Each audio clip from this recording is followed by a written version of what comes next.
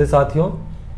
मैं हूं रामजी तिवारी और आप देख रहे हैं संकल्प का यूट्यूब चैनल और आपका पसंदीदा कार्यक्रम किताबों की दुनिया लेकर मैं फिर हाजिर हूं। मित्रों, आज हम लोग जिस किताब के बारे में बात करने जा रहे हैं वो किताब इतिहास और भारतीय स्वतंत्रता आंदोलन या भारत के जो नया भारत है उसके उद्भव और उसके आसपास की कहानी की किताब है। ये किताब लगभग आज से 40 साल पहले आई थी 1978 में, और जब से आई है तब से कहा जाता है कि जो भारत जब आज़ाद हुआ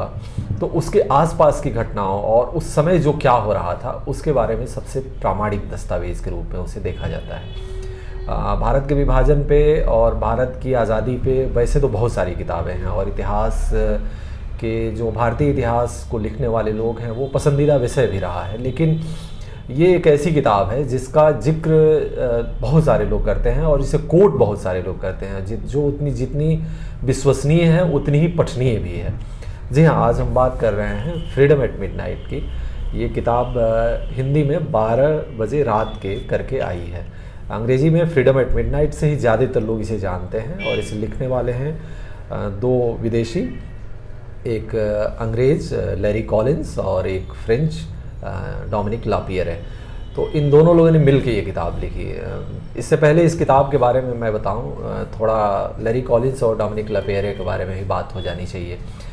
लैरी कॉलिंस मुख्य रूप से कथा लेखक हैं और डोमिनिक लापियर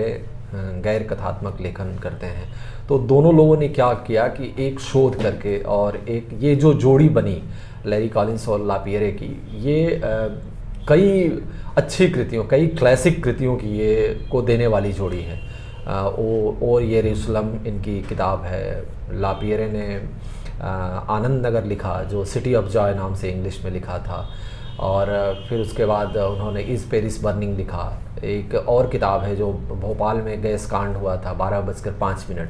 वो भी किताब इन लोगों की है। तो इस तरह से कई आप देखेंगे कि इस जोड़ी ने कई महत्वपूर्ण किताबें, और जिसमें खास करके ऐसे जो बहुत ज्वलंत विषयों पे होती हैं,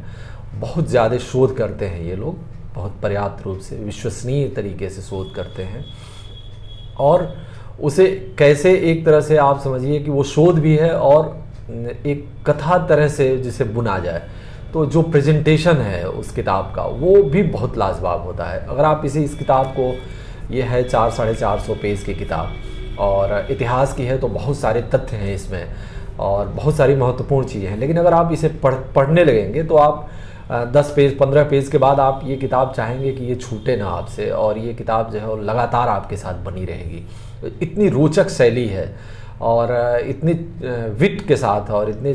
चुटकुले लेके इसका प्रयोग किया गया है लिखने का, तो वो बहुत शानदार है। और ये इनकी पूरी स्टाइल रही है। अगर आप भोपाल गैस त्रासदी वाली भी किताब पढ़ें और भी किताबें पढ़ें, आनंद नगर अगर आप सिटी ऑफ जॉय पढ़ें, तो ज़बरदस्त है वो। तो ये, लेकिन इनकी जो सबसे क्लासिक, भारत में जो सबसे महत्वपूर्ण और क्लासिक कृति मानी जाती है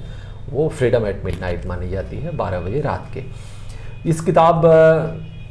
के बारे में बात करूं तो ये किताब शुरू होती है 1 जनवरी 1947 से और समाप्त होती है 30 जनवरी 1948 को। मतलब पूरा 1 साल 1 महीना ये किताब उस दौर की घटनाओं के ऊपर है।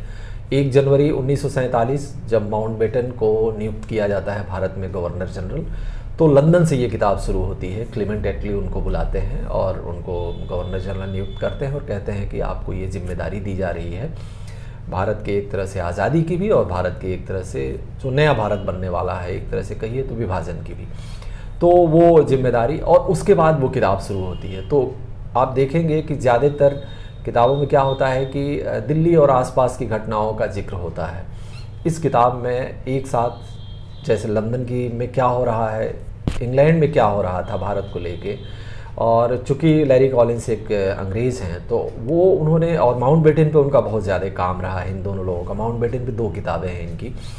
तो इसलिए उन लोगों ने उस पूरे दौर को और माउंटबेटन के बहाने जो अंग्रेज़ शासन क्या सोच रहा था भारत की आज़ादी को लेके, चर्चिल जैसे किस तरह से नाराज़ थे और एटली कैसे, आप जानते हैं कि लेबर पार्टी के थे, वो प्रधानमंत्री बने थे, तो वो भारत की आज़ादी को उन्होंने आगे बढ़ाया था, जबकि चर्चिल जो है वो कंजर्वेटिव थे और वो नहीं चाहते थे और बहुत हिकारत से देखते थे भारतीयों को। और बहुत सारी टिप्पणियाँ भी चर्चिल की इस किताब में आप देख सकेंगे। तो वहाँ पे क्या चल रहा था इंग्लैंड में, कैसे एक ऐसा साम्राज्यवादी देश जो बहुत लंबे समय तक 200 सालों तक शासन कर रहा था, तो जब वो छोड़ रहा था तो इंग्लैंड में क्या चल रहा था, ये किताब वहाँ से शुरू होती है। और उसके बाद भारत में क्या चल रहा था, भारत में मतलब कि दिल्ली में क्या चल रहा था, कैसे बैठकें हो रही थी, वार्ताएं कैसे हो रही थी, सांप्रदायिक दंगे हो रहे थे, एक जगह से दूसरे जगह लोगों का विभाजन हो रहा था, लोग आ जा रहे थे,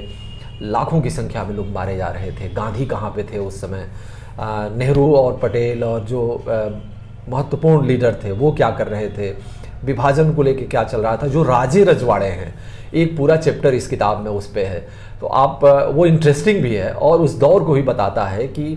कैसे भारतीय आम जनता कितनी परेशानियों में थी, लेकिन राजों का जो ठाट बाट था रजवाड़ों का, वो कितना भयानक तरह से था कि कोई सोने चांदी से ही अपने को तौलवा रहा था, कोई हाथियों की गिनती कर रहा था, कोई मतलब आप समझिए कि उनका जो आप जीवन रहन सहन आप इस किताब में उस चैप्टर में पढ़ेंगे तो कई बार हंसी भी आती है और कई बार बहुत दुख भी होता है कि एक भारी अकाल और बहुत दिक्कतों में जो आम जनता पिस रही थी, वहाँ पे राजे रजवाड़े किस तरह का जीवन और कितना विलासितापूर्ण, कितना ऐश्वर्यपूर्ण जीवन जी रहे थे और वो किस दुनिया में जी रहे थे, एक चैप्टर उस पर भी है। उसके बाद आप देखेंगे कि किताब विभाजन की जो एकदम भीतर से कैसे घटनाएं हो रही हैं, वहाँ पे उन सब सारी चीज़ों को दर्ज करती है। और यहाँ पे कोई विलेन नहीं है, कोई नायक भी नहीं है, यहाँ पे जैसे जो हुआ है उसको, इतिहास को पूरी उसकी विश्वसनीयता के साथ बनाए रखते हुए इतिहास, और उसको रोचक ढंग से कैसे आपके सामने प्रस्तुत किया जाए, ये किताब। तो वहाँ पे 47 में जो क्या क्या हो रहा था, दिल्ली में क्या हो रहा था, लाहौर में क्या हो रहा था, शिमला में वार्ताएं जो चल रही थी, वायसराय वहाँ पे रह रहे थे तो गांधी कैसे उनके साथ व्यवहार करते थे, गांधी के बारे में क्या टिप्पणियाँ थी इंग्लैंड में, गांधी को लेके भारत में क्या चल रहा था, ये सब चीज़ें यहाँ पे बहुत विश्वसनीय रूप से दिखाई देती है। और अंतिम जो 100 पेज हैं वो गांधी पे ही हैं कि गांधी की हत्या कैसे हुई, उस पूरे आप पूना से शुरू होती है वो कहानी, और फिर दिल्ली में 1 प्रयास 2 प्रयास और फिर अंततः तीसरे प्रयास में गांधी जब मारे जाते हैं तो उस पर ख़त्म होती है। और बहुत बहुत अच्छे तरीके से, बहुत तटस्थता के साथ और बहुत संवेदनशीलता के साथ उस पूरी घटना को दर्ज किया गया है। तो ये किताब आप देखेंगे कि एक इतिहास भी है, और इतिहास में जो पढ़ते हुए कई बार हम लोग जो बोझिल महसूस करने लगते हैं कि जो घटनाएं होती हैं उससे हम लोगों को लगता है कि बहुत ज़्यादा उसका मन के ऊपर प्रभाव पड़ने लगा और आदमी याद नहीं रख पा रहा है, ऊबने लग रहा है। ये किताब बताती है कि इतिहास लेखन की एक ऐसी भी विधा हो सकती है जो किसी उपन्यास जितना, किसी एकदम थ्रिलर जैसा, किसी एक कहिए तो एक ऐसी फिल्म जैसा जो आपके सामने घटित हो रहा हो, जिसे आप हर अगले पल, हर अगले पेज पे आप पढ़ना चाहें और जिसके साथ आप जुड़ना चाहें। तो एक साथ विश्वसनीयता भी इतिहास की और एक साथ पठनीयता भी जो उपन्यास की हो सकती है, किसी अच्छी कहानी की हो सकती है, किसी अच्छी फिल्म की जैसे हो सकती है देखने की, वो सारी चीज़ें इस किताब में दिखाई देती हैं। तो फ्रीडम एट मिडनाइट 40 साल पहले लिखी गई थी 1978 में, और ये किताब कहिए तो बेस्ट सेलर है, लाखों की संख्या में बिकी है। अंग्रेज़ी में भी, अगर आप अंग्रेज़ी के पढ़ सकते हैं तो अंग्रेज़ी में पढ़िए, और नहीं तो आप हिंदी में भी, राजकमल से ये किताब आई है 12 बजे रात के, तो आप हिंदी में भी पढ़ सकते हैं। और मैं पूरा भरोसा करता हूँ अगर आपने ये किताब पढ़ी तो आप फिर खोज के सिटी ऑफ जॉय भी पढ़ेंगे, और आप उसके बाद भोपाल गए त्रासदी वाली भी किताब 12:05 में पढ़ेंगे, वो यरूशलेम की भी तलाश रहेगी और अन्य सारी किताबों की भी तलाश रहेगी, इस पेरिस बर्निंग की। तो ये लेखक ही इतने कमाल के हैं, दोनों लोग अभी हैं और अब अलग हो गए हैं। लापियरे फ्रेंच में लिखते हैं और लैरी कॉलिंस अंग्रेज़ी में, वो लोग, ये जोड़ी अब अलग हो गई है, लेकिन इस जोड़ी ने क्लासिक्स दिए हैं दुनिया के साहित्य को, और जिसमें एक ये किताब भी है फ्रीडम एट मिडनाइट 12 बजे रात के। तो ये किताब बहुत महत्वपूर्ण है। अगर आप इतिहास के पन्नों को, बहुत सारी झूठ सच जो गप्पे कही जाती हैं आजकल की ज़माने में, जो व्हाट्सएप यूनिवर्सिटी से आती हैं, उसके बजाय अगर आप सच को जानना चाहते हैं कि वास्तव में क्या हुआ था, तो इस किताब को ज़रूर पढ़ना चाहिए। और इस जैसी बहुत सारी किताबें हैं, लेकिन भारतीय स्वतंत्रता आंदोलन पे और उस पूरे दौर को समझने के लिए ये किताब कोट की जाती है, बहुत ही महत्वपूर्ण किताब है। तो ये किताब रही आज की फ्रीडम एट मिडनाइट, 12 बजे रात के। फिर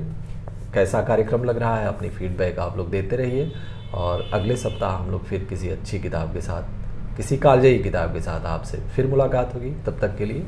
नमस्कार।